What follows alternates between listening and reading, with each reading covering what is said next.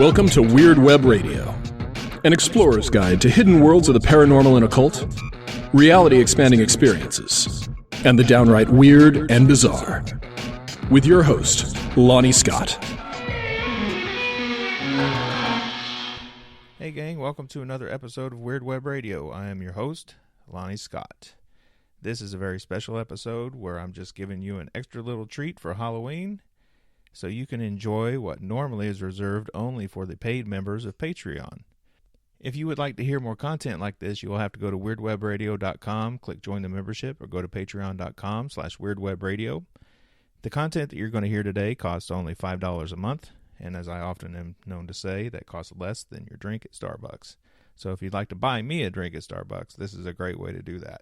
This Halloween episode features Aidan, Wachter, and Morgan Daimler, both from the extended interview portions from last season, where I took an experimental approach that I ended up loving for all the guests that come back on returning episodes.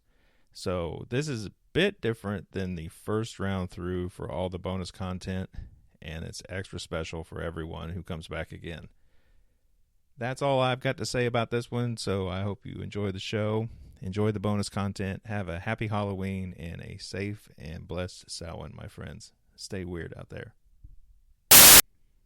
And now, it is bonus audio time. Awesome. We get to pay taxes. Yeah. All right. So for your third visit, it's funny. The audio people just heard at the end of that episode says, do you want to hear how they just answered that question? Whose resting place do you most want to visit, or blah, blah, blah. You know, you've answered that question twice. We're not going there today. Like I explained to you before we started recording, I want to do something that I've done with Evo and Jason now as well in the two previous episodes for being recurring guests, something based on the old British TV show QI. So all the questions you're getting, except for one, are going to be inspired by a word that starts with the letter A, being the first letter of your name. Sound fun? Awesome. All right, let's do the thing. First word, arcana. What's the weirdest thing you've found in magic? Like the weirdest shit you've encountered? Oh, man. Okay, straight up. It is in a book called Ibn Washia's Book of Poisons. It is only part of a collection.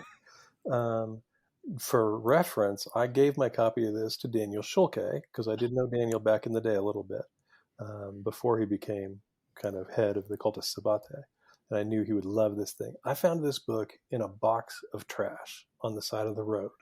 Oh, damn. Pulled it out. So this has something in it called Ibn Washia's Book of Poisons.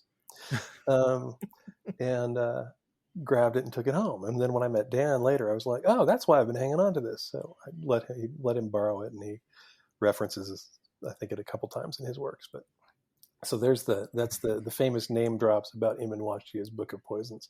As far as I know, you cannot find it anywhere other than this book. I couldn't tell you what it was. But it's like Transactions of the American Philosophical Society from sometime in the early 70s or something. And one section of it is this book.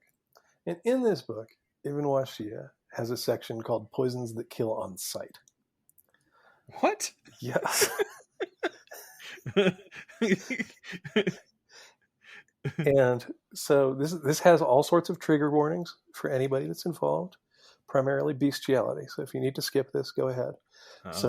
This process is that I can't remember if you have to do something special first to the cow before you fuck it. Oh my God. But you fuck the cow, you impregnate the cow, and the cow gives birth to a calf. What? And the calf has to be kept in total darkness. And there's other stuff that you do, ritual work around this whole process. And then when you are ready, the first person to see that calf dies. What? So that's easily the weirdest piece of arcana I have ever found. Holy shit. Yeah, I knew you'd have one, but damn. That's fucked up on a massive, Loki scale. Yeah. Well, you're very welcome. Oh, hey, thanks. Next one. See how this goes. Next one, archaeology. Any archaeological discoveries that helped with your sorcery in some way? For me, it was the various people that have been found in bogs and in kind of permafrost, where we have this kind of proof to me that what I do is actually the old way. So we find these tattooed folks that have little bags of strange items and mushrooms and things like that preserved on them, that we're all preserved together in various parts of the world, that really show us that we've got this Paleolithic path past to this kind of magic and sorcery is how I read it.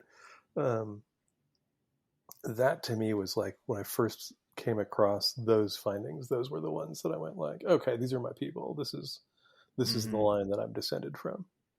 Yeah, I found that pretty cool too. Although for me, it's always been Egypt for me. Like the oldest things in Egypt, I think it goes back so far that people have been trying to work their will on the universe, in a methodical way. And even then, compared to when you get into that Paleolithic line of thinking, even that is so young as a more formalized pursuit of magic. It blows my fucking mind. Yeah. So no, archaeology's got some cool shit. It does. I mean, and I think, and I get the same kind of kick off of these various like New World stuff, in the Americas where we hit these kind of like walls of the petroglyphs and stuff, that if you look at those with kind of the eyes of a magician rather than trying to find out that, you can see so much spirit power in there. And it's just that really interesting thing. Like, no, we've been at this for a very, very long time. Yeah, I think it's the oldest religion of mankind. I totally do. Yep, I think so. Astrology. Are you yay or nay on space weather? I don't pay much attention to it. I've had some very good friends who are astrologers who were able to give me good information, but it's not something that I track much. I'm a lunatic. That's my focus on the sky. Overall, not really my thing. Yeah, same. The closest I come to it is, maybe a planet is visible above our horizon or in our night sky. So I might be compelled to think about their influence or tap into that associated power, but nothing. An astrologer would vomit and curse at me endlessly for my approach because I don't follow any of their rules. But I've also the other thing that I've done, I haven't done it in a long time, but when I was more out at night than I am now, I did kind of begin playing with kind of finding my own constellations a little bit.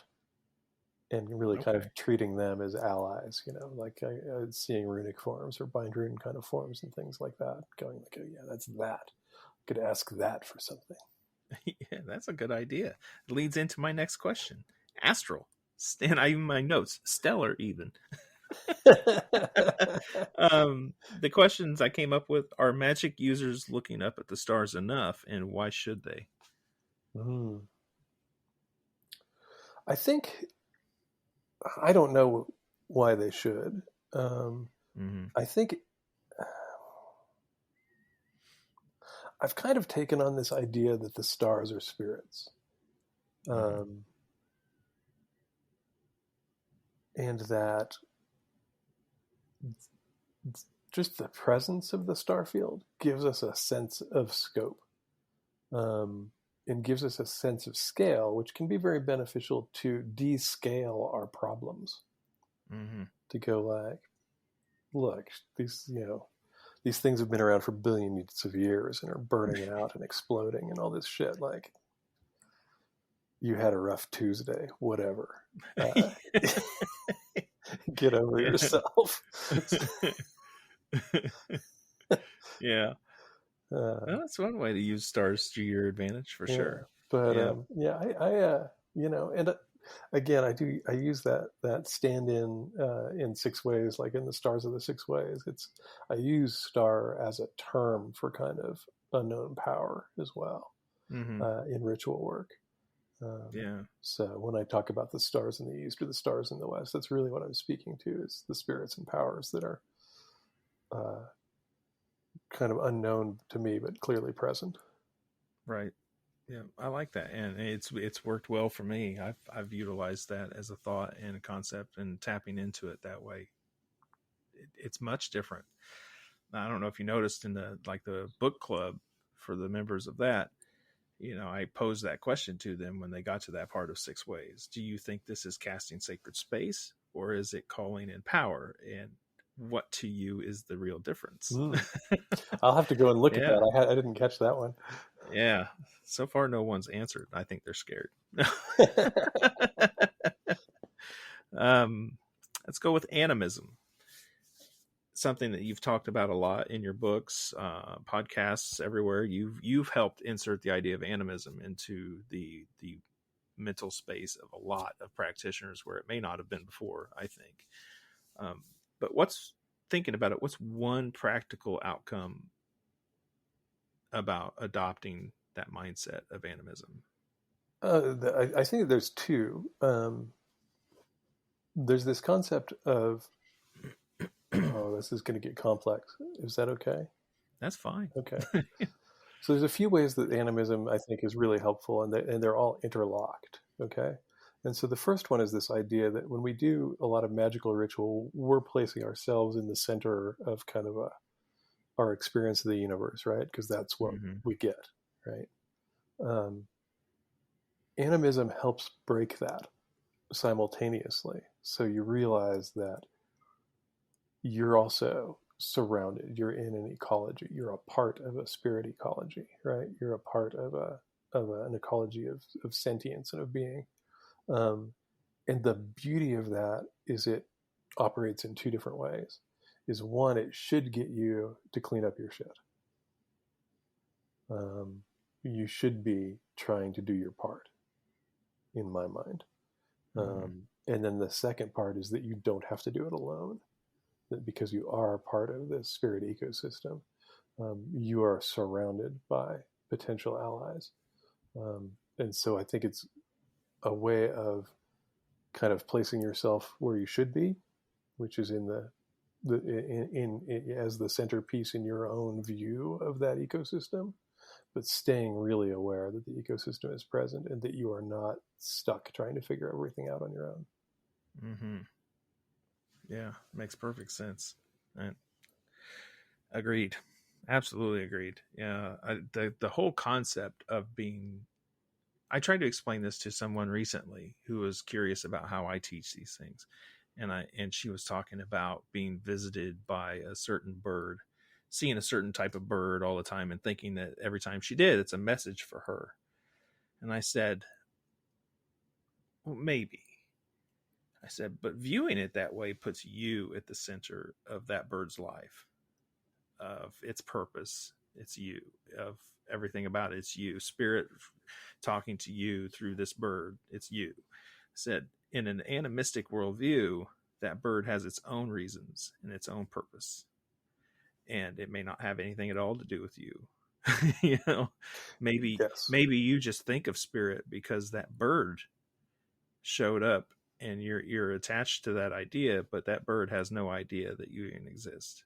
Or, like entertain that notion. Well, and I think it also swings with something that you and I have talked before. I don't remember whether it was privately or on the podcast, that it's also that idea that, like, okay, so perhaps that bird or that species of birds, kind of that general thing, those birds as a whole, are a kind of ally, right? But that's a 2-way street. Right. So understanding that the spirits, whatever we want to call them, however we want to view that are allied to us, are getting benefit from us. And that this is, I think, why you probably have some of these things. You probably develop some peculiar ritual behaviors that don't. If you had to explain them to someone, they were saying, well, what does this do for you? And you go, I have no idea. I don't know that it does. Sure, but I do it. I don't know that it does do anything for me. but I know it does something for the whole ecology. Right. Things work better, right? This is where that, I still give total credit to Jason for bringing the whole kind of offering practice to a lot of us, because I think that is where you begin to tap into this thing and go, okay, this isn't just me asking everybody to uplift me. This is me going, let's work together as a community to uplift ourselves, right? Mm-hmm. And to me, that's one of the beauties of animism. Yep, I agreed. It's a worthwhile, constant pursuit, and even struggle sometimes to adopt that mindset. But I think it's one that people should, especially in the magic world, that they should be doing for sure. Amulets. You've made a ton of them. Here's one. I'm wearing one. I see. Glad it has a happy home. Yes. So thinking back on the creation of your amulets, what one, maybe more than one, but just one in particular really like surprised you in the crafting of it, maybe in the way that it was responding to the process, or the final product blew you away in some way? Like, what really said, I'm here? Yeah, or fucked with you along the way, even. Who was difficult? Well, there's two answers to that one. One, I did have one that was very funny, that I was making a piece for a woman and I tried like 3 times and couldn't do it, and I finally contacted her and said, what's up with this spirit? Because she's been really difficult. And you need to do something on your end for me to be physically able to make this for you. It's not that they're coming out ugly or anything. They're like, actually, I am unable to solder this piece, and I'm soldering dozens of pieces while I'm working on it. And she was really great. The one was great. She said, oh, I probably should have mentioned that up front, that she can kind of be difficult. I said, well, yeah, you should have, but that's okay. But you do need to go and let her know what we're doing, because I think she's kind of like, what's this guy doing with me? Right. I don't know this guy. So that one was the difficult one. That the Pathfinder talisman was the one that kind of blew my mind, because it came apart.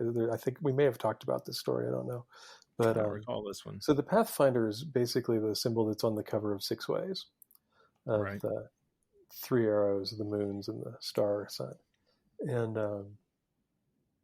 I was taking a course with my friend Fabiku, and he was referring to them at that time as labs. And so this lab that we were taking, he made this comment about get your lab coats or whatever. And so some of the folks in there actually bought like lab coats. And this made me laugh really hard. And I was in the shop, and I was working on something else, and I was like, so I wonder what my lab coat would be, because it would not be a lab coat, but what would be that thing? And I was sawing away and soldering away, and a couple hours later, I got this image in my head, and I drew out the Pathfinder, and looked at it, got on the computer and actually built the template for it and made it. And so somewhere in that group, there is a post of the first one of those symbols saying, this is my lab coat. Cool. And 2 weeks later, the book showed up in my head as being called 6 Ways, with that image as being central. And so it really kind of, I believe that was the book manifesting through the talisman first, and then coming in as the goodness. You have time for a few more? Oh yeah, totally. Awesome. Next one up, Alu. Alu is a chant that I will often use in my more heathen practices, right? Tapping into the powers that be there. Thinking along those lines, have you got some kind of methodic chant that you like to use in your magic? Oh man. Or mantra, or whatever fancy word people use these days? Yeah, I use my working with with the lady whose symbol's around your neck is Hecate, for those who aren't able to see, is Io Hecate Aradia Persephone, and that's one that I've used for many, many years. I like it. Did you source that somewhere? Or no, that one came through. That came through while I was making that talisman that you're wearing around your neck. Yeah, like that actual one. Fantastic.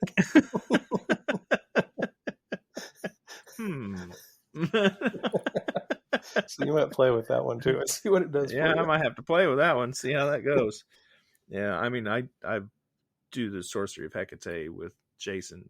I've done the first two. Now I'm going to do the third because why not? Mm-hmm. I've gotten a lot of benefit out of it. So I've got, aside from Alu, I do all of my Io Heke, Io Ho, and I've turned it into something I do on the guitar, and it's become this thing. So yeah, there's a lot. There are a lot of ways to use voice and sound to connect as well. And I thought it'd be interesting to see what one came to mind for you. Mm-hmm. Next one up, Asgard, the home of the Aesir. One of those homes in mythology where the gods are supposed to live, right? So for you, this is a two-parter. Where do you think these god-sized spirits actually dwell? And do you think they even walk among us in the flesh sometimes? Oh, yeah. Yeah, I think that all of the my current thinking is that all of the realms that we visit are synthetic, meaning that because they're generated internally within our neural structures for us to perceive them, that's the way that I think that they're synthetic. I think if it's, again, tapping back into things you and I have talked a lot about, I tend to think that these realms are much more like currents or waves that we translate into something that makes sense to us to whatever degree. Some of them are pretty nonsensical, but that still works. And so that's my sense of that. Is I think that we're in a much more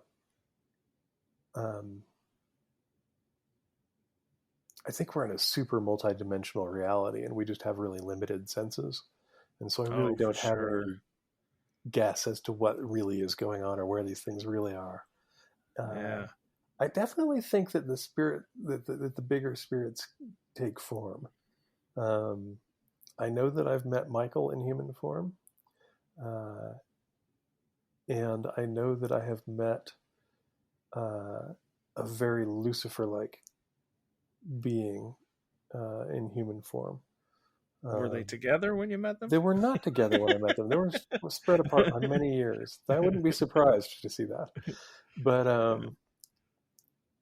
yeah, and I think that I've had encounters with what we think of as Odin or Woden or whatever in the flesh. I think I had 2 of those that I can think of.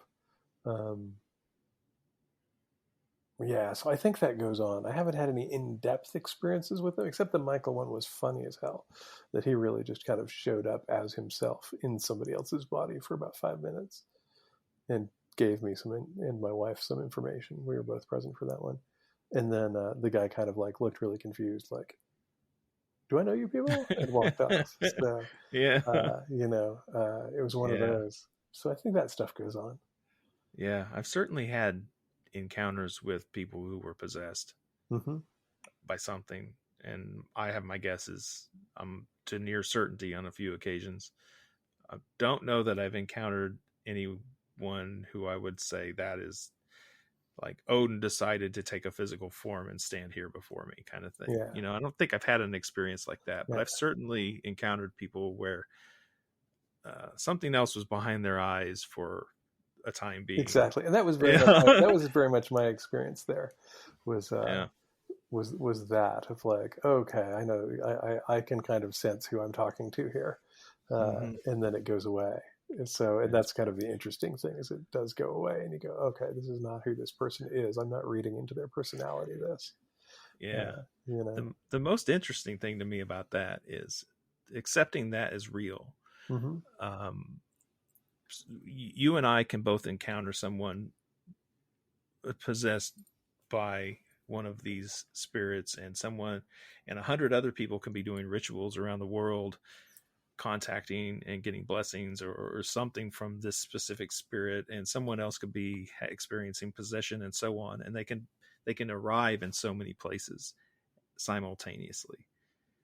That's one of the most interesting things about it to me.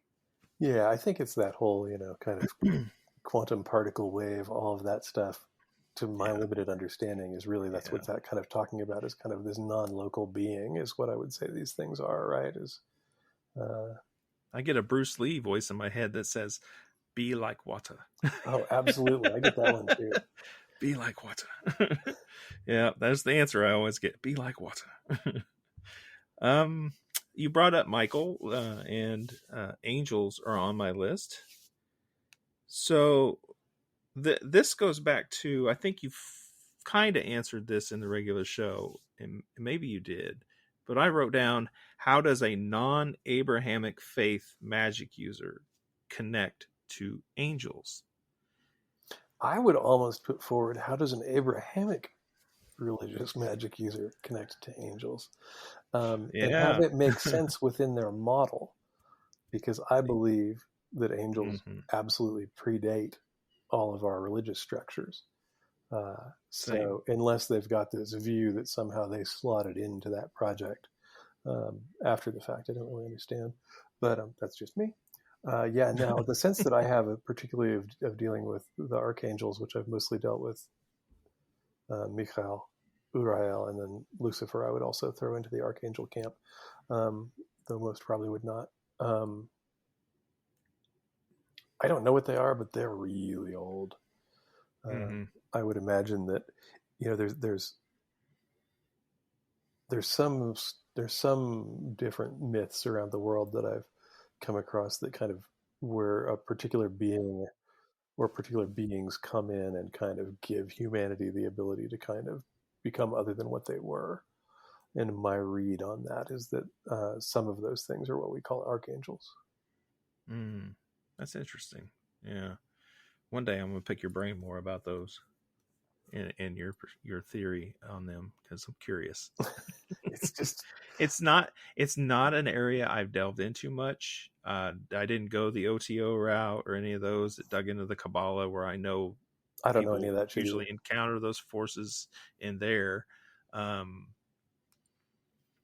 don't know, but I like, there's one particular church in town where I have the sense, and it's always present, this very angelic kind of energy and force.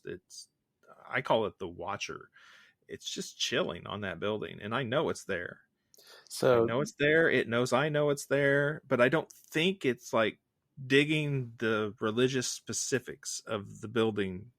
You know what I mean? Yeah, and I don't know if that's me projecting my own thought on it either. My take on my two favorite views of the angels are in the Prophecy with what's his name, Christopher Walken. I know exactly what you're thinking of. Christopher Walken is Gabriel, and Vigo is the best devil in cinema, I think, in that movie, Viggo Mortensen.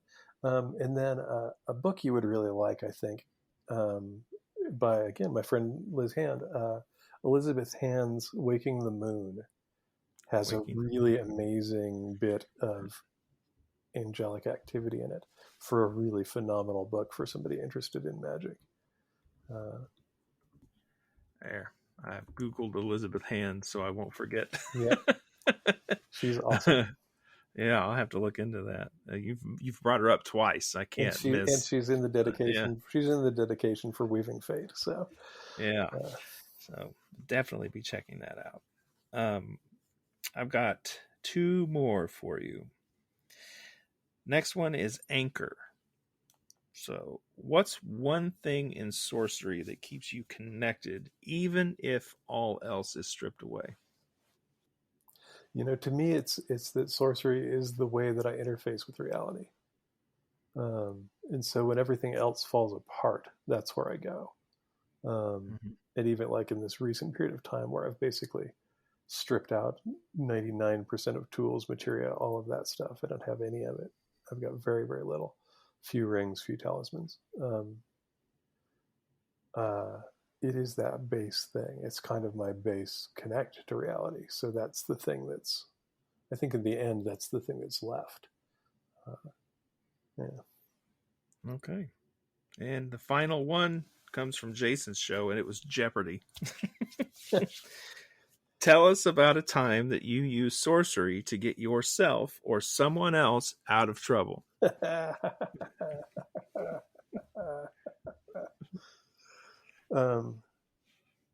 What's the best one for this? That's such a hard one, because what I'll say is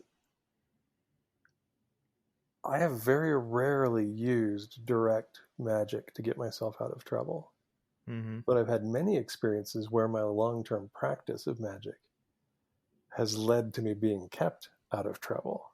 Aha. So I've had you get a sense for it when it occurs. You think, like, you get this definite, like, I know this is why I was slipped through this. Or I've had the thing happen a couple of times where I usually don't have like that near audio communication from allies, but I've had that actually happen where they've said, I don't know, I talked about this story recently. Yeah, somewhere. So like, leave now or get out of here. That I was walking down the street and they were like, there's these two guys right behind you. They're going to jump you. You can't stop it, but you can be ready for it.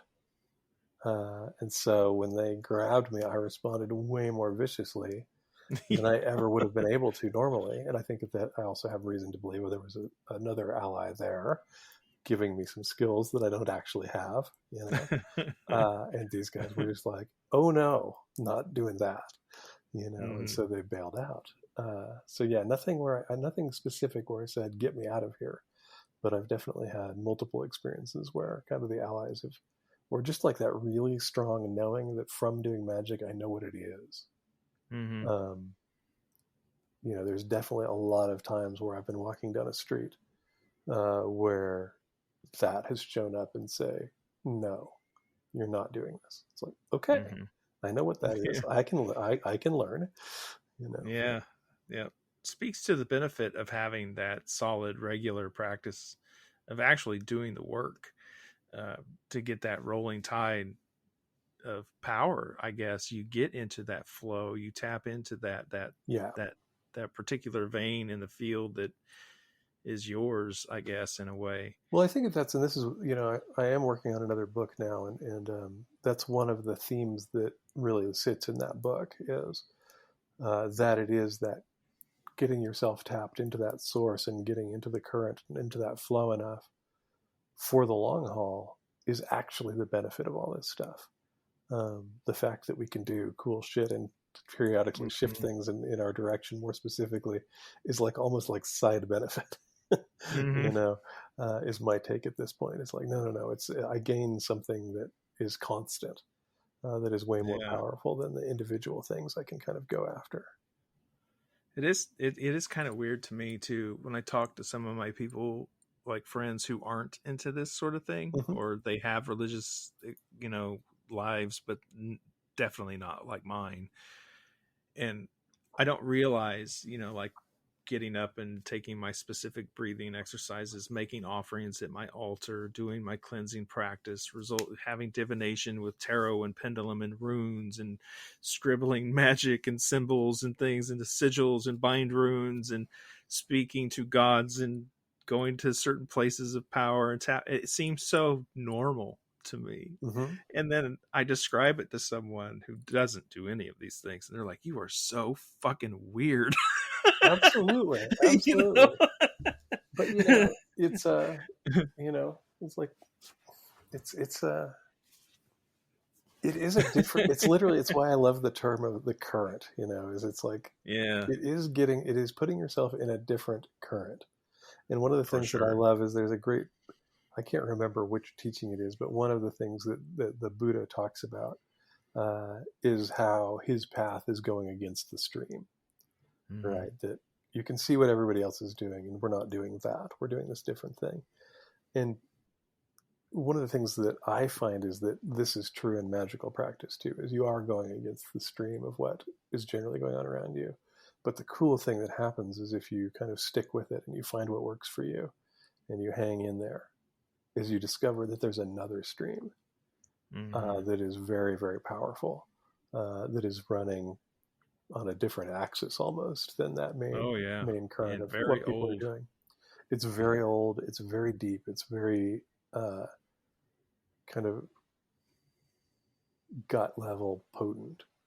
And it, to me, that's the beauty of the whole thing, is it's like, really, that's like everything else. It's like, yeah, it's necessary, like you got to do it. And you learn from it. You learn from doing, I think you learn from doing petty spells. It doesn't matter. But it is that returning to that process of going, no, that's the current that I want to be in. Is where most of the benefit comes from. Funny enough, it brings to mind all the way back to the beginning of our conversation, you talking about those arroyos and how they, depending on the rain, how they fill up or not, and then they dry out eventually. That current that you're talking about, that deeper level of current, like that's something that fills up with your practice of magic by tapping into these things. And that's how you fill that sucker up, and you can actually walk into it. And it's the cool thing too, is that's a really beautiful analogy, because if you think about it, then it's like people often go like, well, I haven't done it in a long time. And you go, but it's just like the arroyo, right? If you make it rain, the water's flowing. If you do the work, it's flowing. The channel's cut. The channel is there. The channel's been made. You have to decide that you're going to get in there and make it rain. And that's all you got to do. Yeah, your first act of magic will place you in that current. Yeah, for sure. But for you personally, I think you're right. And that analogy of the arroyo, that really fits well. With that, with what it's talking. That's interesting.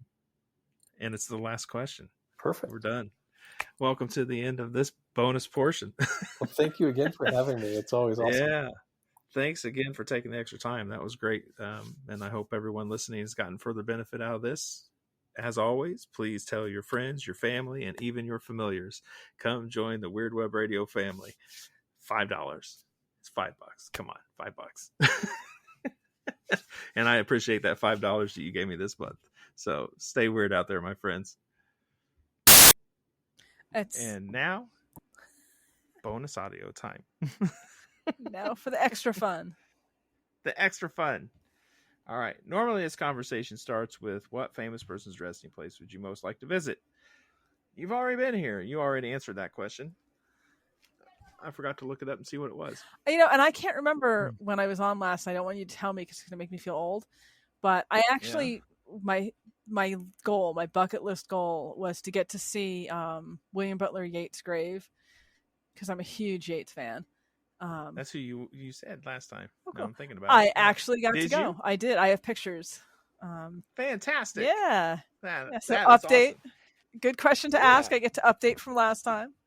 All right. Can you? Yep. So since you've been here before and you gave us the update about Yeats, which is fantastic, I'm glad you finally got to do that. That I have to say, it was really cool. Yeah. I'm not a huge one for that sort of thing, just in general, but it was neat to be able to see it. So glad I check it off my list. Yeah. So for repeat guests, what I've started doing, and I started doing this when Evo came back, and then it seems like this is the season of returns. Evo came back, and then Jason came back, then Aidan came back for me to launch my new series. And I was just like, well, and now you're back. This is like the series of returns. Dun, dun, dun. It's all inspired from an old British comedy TV show called QI. Did you ever watch QI? It is so funny. It sounds familiar, but I honestly am not sure. But anyway, they had their series, and it would be based on a letter, and then they would come up with their questions and stuff based on that. So that's what I'm doing. I just take the first letter of your name, and I've come up with a bunch of words that would inspire a question. Which name is really the question to start with? I went with Morgan because I don't know if you want other people to know your other name. Dun dun dun. Dun dun dun. So, first one up. Misconception. If you could just get rid of one misconception about fairies or witchcraft, what would it be? Ooh. If I get rid of one misconception about fairies, it would be that they're all nice. Because that is so pervasive, and honestly, it's so damaging. And I blame the Victorians. I'm shaking my fist. You can't see it, but I'm doing it. I blame the Victorians. Yeah. So they are endangering the public. Yes, they have been endangering the public for a long time. If I could get rid of one misconception about witchcraft, it would probably be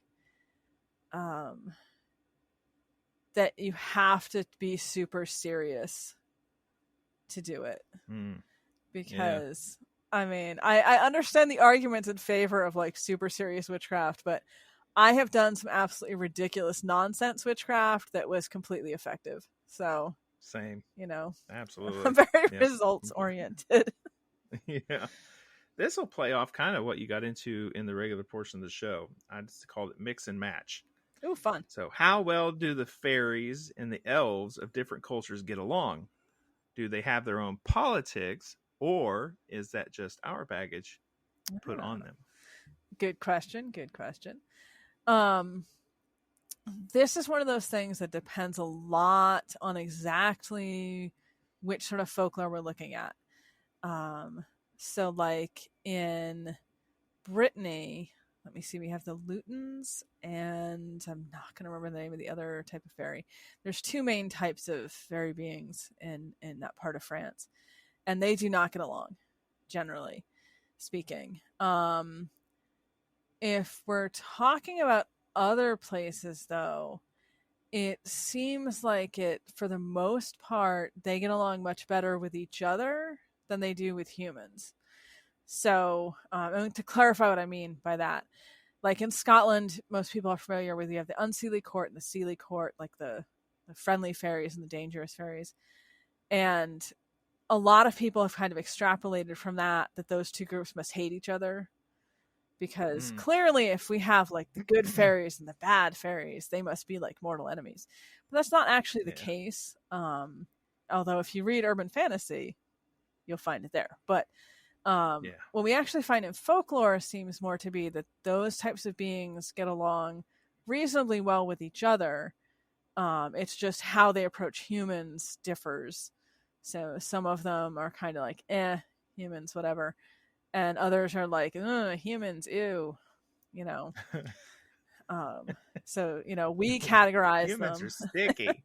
Humans are gross. Ew, down with humans. Yeah. I'm channeling the Fae propaganda page again there. Yeah. And in Ireland, it seems to be very regional. So, the fairies of one province or one area will have rivalries or wars with fairies from other provinces or areas. And that's kind of how it's broken down in that sense. But not by like a type, not like, elves here and fairies there. More just like, if you live in this area, then you hate the people who live in that area. And then you get into fights over who gets the harvest. That's pretty much the folklore we have. Kind of thing with like sports teams, If you live in Boston, you are not allowed to like the Yankees. There's rules. I don't like the Yankees anyway. Well, if you live lifelong Cub fan. But yeah, if you think of it like a sports rivalry, then you'll kind of get the concept. That same sort of thing. Okay. Next up, messy. I like this one already. What type of fairy might be attracted to messy places?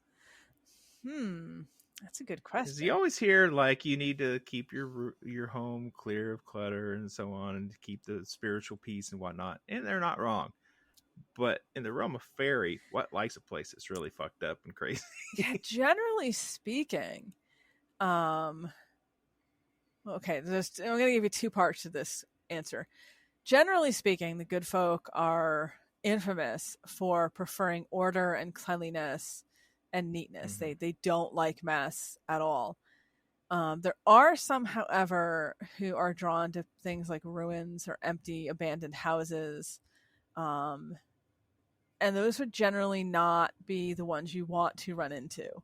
So I think the ultimate answer to the question of which fairies like messy places are going to be the sorts of ones that are going to be dangerous or harmful to humans are the ones who are going to like that sort of a place.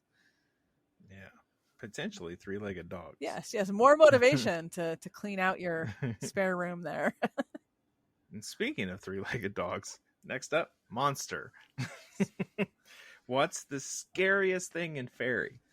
Oh, that's a tough question because there are some intense things going on. Pick one.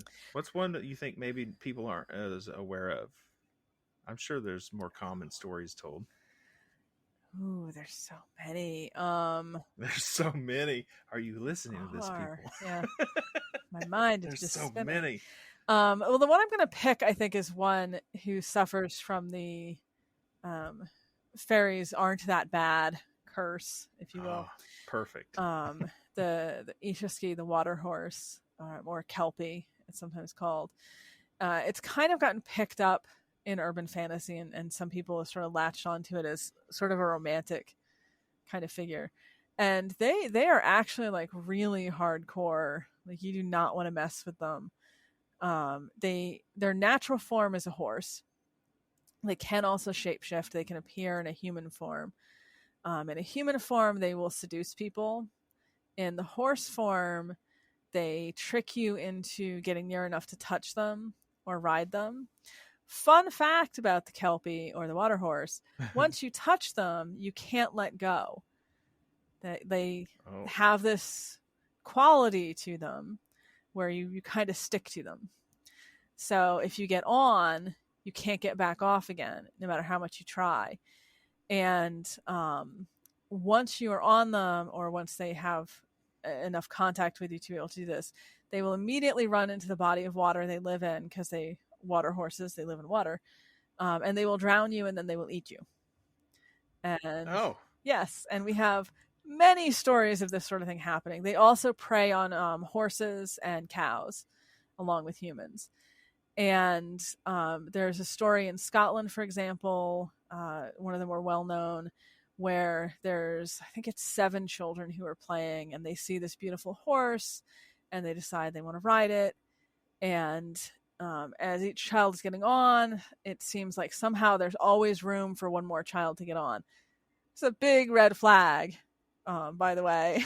This is not a normal horse if it keeps extending to fit more riders. Right. The 7th child is suspicious, and if I'm remembering the story correctly, he starts to make the sign of the cross on the horse's flank, gets his finger stuck to the horse. The horse takes off towards the body of water, intent to drown all these children. This is not a happy story, by the way. The 7th child, the one who's kind of being dragged at the end, takes his pocket knife and I should have had like a content warning before I told the story. Takes his pocket knife and cuts off his own finger in order to get free, and escapes. And the other 6 children are taken into the water and never seen again. So he's a pretty hardcore, like, you do not mess with this particular type of being. There's Irish versions of the stories as well, anecdotal accounts, the same kind of thing. Like, you don't get on them or they will take you into the water and eat you. And there's one story of a gentleman who was riding a normal horse, not the water type, but there was a water horse they were passing in the lake, and it came up and like cried out, and the horse he was on like went crazy and threw him off and ran into the water, and then they ate it. So and the guy was on the shore probably thinking, I'm really glad I fell off. Yeah, you should put together another book, as you do. Like bedtime stories you might not want to tell your children. Bedtime stories for people that think fairies are all nice and cuddly. So true story. This is my anecdotal account. Bonus content for all your patrons. So we love it. Where I live, there's a reservoir not too far away, and there has always sort of been rumors about it. And it's one of those places people have a tendency to drown.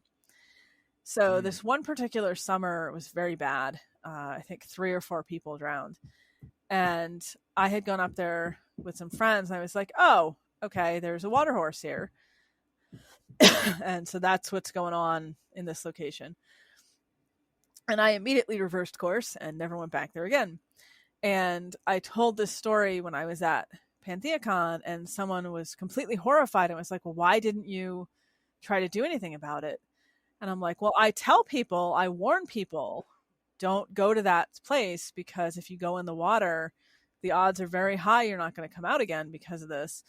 Like, well, why didn't you drive it off? And I'm like, because it's a 1,500-pound horse with magic that lives in the water and eats people. And like, in the folklore, when you hear the actual folklore stories about these beings being fought, it's usually like a blacksmith and his son who like specially craft these gigantic iron hooks and then lure the kelpie out of the water with like a cow for a treat, and then, you know, basically, you know, stab it to death with giant iron hooks. I'm like, do I look like I can do that? Because trust me. I don't know. How tall are you? Trust me, I can't.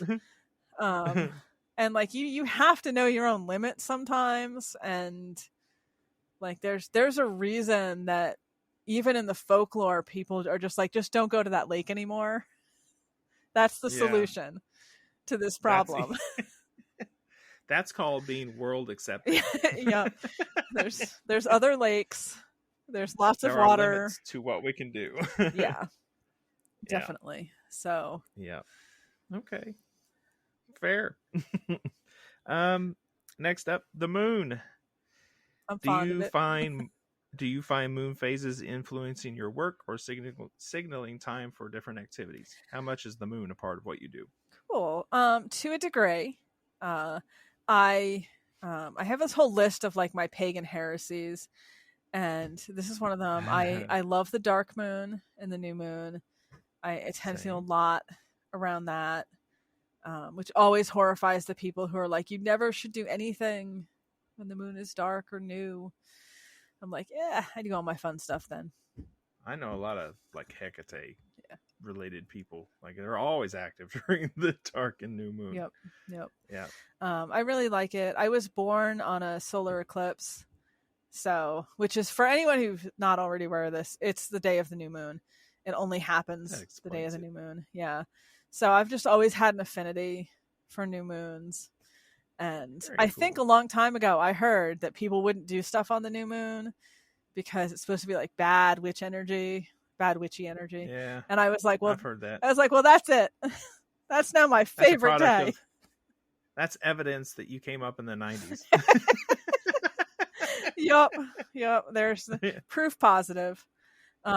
Yeah. So I'm entirely that sort of contrary person who is then like, you know, why do I have a black cat? Not because I'm a witch, because I heard that they're the least likely to be adopted. And I was like, that's it. We're going to adopt a black cat. Yep. Yeah, there you go. Yeah, the moon's a big part of what I do. In one of the stories in the Edda, they talk about how the moon has a different name in each of the worlds. Mm-hmm. That, you know, the dwarves call the moon this, and the men call it this, and the Jotuns call it this, and so on. Yep. And it occurred to me that maybe not just the name of the moon having a different name in different realms might be important. And I've been experimenting with this over several years now. And it's more of paying attention to what's happening in the world around you than it is working magic necessarily. Thinking of the moon and its phases as gates. Interesting. To different worlds. And it's been very interesting over the years as I've compiled notes and what I've noticed. So tinker around with that and see what comes up. Yeah, I like that idea. I will. Yeah. All right. I don't write nearly as fast as you do. You've published, I think, 3 books in the time I signed a book contract I've only written half of. That's okay. So, well, you have a day job. Like this. I do. Writing is my job, so. Fair. Next up, mental. Yes, I am. And then my note says, fairies will drive you mad with their rules. Yeah. Well, or will they? Yeah. Or they'll just drive you mad. I mean, that is the thing they do. Uh-huh. Yeah, I wouldn't necessarily say they drive you mad with their rules, but I think we have to kind of get into the mindset that it's like dealing with a completely foreign culture, and they have their own etiquette and their own rules and their own understanding of what is and isn't okay. And once you can kind of get into that idea, I think it's a lot easier to connect to and interact with them. I think as long as you're approaching them like you're going to treat them the way you would treat other humans, in a literal, like, this is my American way of dealing with people around me, you're going to have problems because some of that doesn't translate. Right. Like if you say you're going to do something at a certain time on a certain day, then you are doing it that time and that day. When it comes to the fairies, there's no idea of like, I'm not feeling well, or, can we rain check? Let's do this another time. Like, no, they don't roll that way. Right. Okay. Rules matter. Midgard, one of many worlds. So, where's your favorite place to connect with fairy or your allies, or just magically in the world? Like, where's your favorite that you plug in? My favorite, probably in everyday life. I feel like we're getting right back to where we started before we started recording. Oh no! Back to the bathroom we go. I find that the shower or the bathtub works super well, but to preface all of this, let me say that I am a single parent, and that is about the only time I get quiet. Yeah. And peace and can focus. So yeah, I don't know how many 100 people just went, yeah. But they get it. Everyone with children out there was like, oh yeah. Yeah, we get it. Yeah. Tribe. Yeah. Now, outside of the inside of my house, I do like to take walks in my neighborhood, and I find that's a good way to connect with things in general. And Iceland, if you ever have a chance to go there, we've hit the Icelandic commercial portion of our video. Definitely, if you can travel there, do. And everything in Iceland is amazingly connective. There's so much going on over there. It's just a very intense place. So it certainly appears that way. Yeah. It's on my list of places to go. You have to go. Surprise. It's on my list of nobody's surprised. Places to go back to. Yeah, I bet. All right, I've got 2 more questions for you, and then we'll be done. Cool. Final one. Well, final one of the M's. Yeah. The last one is not an M. Okay. Maladies. What's the nastiest story of maladies given to someone offending the fairy? Ooh, that's a good one. It's like monsters. There's so many. Yeah. I mean, a lot of what we see is more straight up. Like they kill you, they make you crazy. They'll blind you. That's super fun. I experienced that one myself. I do not recommend it. That's super fun. Yeah. I remember that story. That was temporary. Luckily for me, it was temporary. It was only 3 days, but I still do not recommend it. Yeah.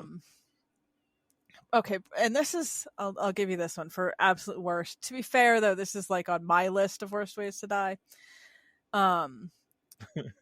This is a true story. This was told to me by a friend of mine who lives in the western part of Ireland. And this actually recently happened. So this is not folklore. This is an anecdotal account. But my friend knew a gentleman who had a fairy tree on his property and decided to take it down, which is never a good choice. Don't ever do that. And in the process of taking it down, the chainsaw that he was using caught on fire. And then the man caught on fire and then burned to death, basically. So that's a true story. That's terrible. That's horrifying. Yeah, so that definitely is my Fun fact from my neighborhood: the street sign on the corner opposite from my house had this vine that twisted out of nowhere and grew on it. After I had you on my show last time, I also started exploring a little bit more with connecting with fairy in a strategic way rather than a haphazard, I'm interested here, I'm interested there way, and I have ever since, and it's been wonderful. That neighbor last fall, well, no, it wouldn't have been even that long ago. It would have been right at the beginning of spring, decided he didn't want that vine on that street pole for some reason, and he cut it down and put weed eater and everything else on there. Hardcore. Big storm comes rolling through. Well, I guess it wouldn't even been, well, yeah, it'd been this spring because it was just about a month afterwards. Big storm, first real big nasty storm comes through, and in the Midwest, like, we have trademarked on big nasty storms. Yeah. The old tree in front of my house was just huge, gets ripped in half by wind, and that half of the tree comes crashing down into his house. Nice. I mean, they have opinions. I'm not saying, but I'm saying. Yeah. So, yeah, there's that. Final question. This one comes from Jason Miller. It was so good when I asked him this, I decided it's sticking around. Cool. I don't even remember what it was for him. It started with a J, something. Whatever. Doesn't matter. Well, now I'm curious. Yeah. Tell us a story where you used magic to get yourself or someone else out of trouble. Okay. And this has been a great question for everyone I've asked. So picture it. Iceland, 2018. This is a true story. I have witnesses that can vouch for this too. There we were in Iceland in 2018, and we were supposed to go on this boat tour, sort of this whale watching ocean tour. And we all got there, we're getting ready, and we have to wait because the boat's not ready. And do you ever just get a feeling like something's really not right going on? Mm-hmm. So our whole group is kind of hanging out, trying to wait to find out like what the exact holdup is. And the boat we were supposed to go on is down this little dock and to the left. And I'm looking at it and I'm like, I just have a bad feeling about this. Like, there's something just not okay in there. So I'm like, you know what? I kind of step onto the dock, trying to look, and I look over and there's a dead seagull on the rocks. And I'm like, okay, this is a bad omen. If you're me, it's a bad omen. I don't know what the deal is with the day today, but this has got some very bad energy to it. And I don't have a good feeling about this at all. So I go back. I should mention Kat was with me. So this is a Morgan and Kat Heath story. And I'm talking with Kat, and Kat's kind of agreeing that, something's funky in the air. So I end up getting, what did I get? An apple, a couple Icelandic coins. I picked the ones, some of them have the 4 land spirits on the coin. So I picked some of the ones that had that. And that's awesome. Where do you get that coin? Oh, it's Icelandic money. I actually have some. I want Icelandic money. I'll try to figure out where I put the extra ones I had. I'll send you one. And I kind of say to my, to Kat and my friend Mel, and I think Kat's trying to call. I'm like, okay, cover me, basically. So I try to very subtly walk out a bit on the dock and not look like I'm doing anything, exceptionally witchcrafty. And just sort of quickly do a combination like protective spell and offering to the spirits that are there, to just sort of be like, whatever's going to happen, let us be safe. Yeah. Whatever's happening right now, let us just get through it safely. And, apple goes in the water, coins go in the water, and you could kind of feel the difference in the energy. Go back. Okay. The original boat we were supposed to be on, they tell us we can't go on that one. And it was a good sized boat. It was pretty big because there's something wrong with it. So instead they're going to put us on this slightly smaller boat, which has a working engine, which is what you prefer. And You're right. Yep. And it's weird, but I know. It is. It's a weird preference people have. And so we get out on the boat. We start to go out. The water is ridiculous. Ridiculous, the waves. We were getting tossed around so much that we're sitting on this bench and you kind of brace your legs on the actual side of the boat. And there are points where we are actually like parallel to the surface of the ocean. How nobody actually fell out of the boat, to this day I don't know. But we go out maybe 20 minutes, maybe. It seemed like it was quite a while, but I think it was only 20 minutes. And then they tell us they're turning around. The water's too rough. It's not safe. We're turning back. We're going back into the harbor. Okay. At this point, everyone is safe. No one has, been thrown overboard. The boat has not sunk. So I'm like, this is good. This is good. Kat can tell you more about the story someday if you ever ask her, because there was a lot of hysterical laughter and ridiculousness and near-death experience. But we make it back in. As soon as we get back in and we're tied to the dock, we see the Icelandic water rescue team arriving because a boat that had gone out just after us was in trouble and they had to go out and rescue them. And to this day, I honestly feel like if we'd gone out on the original boat, bad things would have happened. And I firmly believe that the protective magic that was done before we did go out is the reason we got out and back safely. Because it was intense. Sounds like it. But we all made it back and it was okay. And we did not have to get rescued by the Icelandic rescue team, although that might have been kind of cool. As long as I wasn't in the water when it happened. So very cool. Yeah. Well done. It's nice when things work out, right? Yes. And that's a fun story to tell. So it is. It worked out. And no drowning children. No, nobody. The thing you have to understand is they don't even put you in life jackets. Because if you go in the water, first of all, it's very cold.